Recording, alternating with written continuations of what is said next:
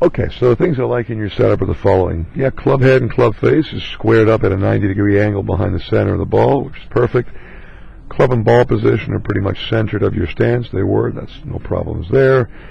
Stance, feet are about shoulder wide, and feet and hips and shoulders for the most part are lined up in a complementary manner alongside the leading edge of your club face.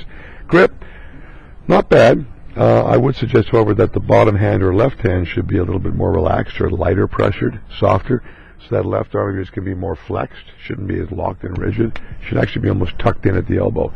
I should see part of the leading edge of your lead forearm, and all we see is that back arm in front of your front arm.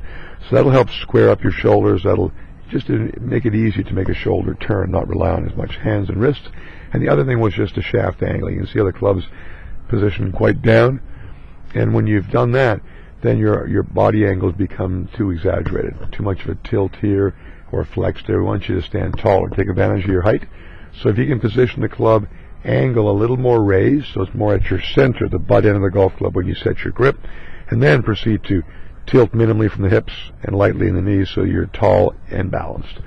And you'll probably find that you're going to have to, just step a little further back from the ball because just adjusting for those positions, right? So a good solid position. From this position you're in, though, we'll watch your takeaway. You can see how the first move is you got to pick up the club with your wrist, so there's an early wrist setting.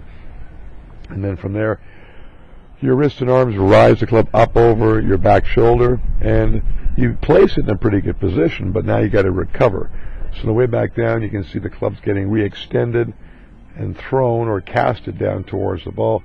This one you actually maneuver the club back down and square the club face up at impact, and then turn your arms and hands through into a finished position. It's just the point being there's a lot of moving parts to be able to do that.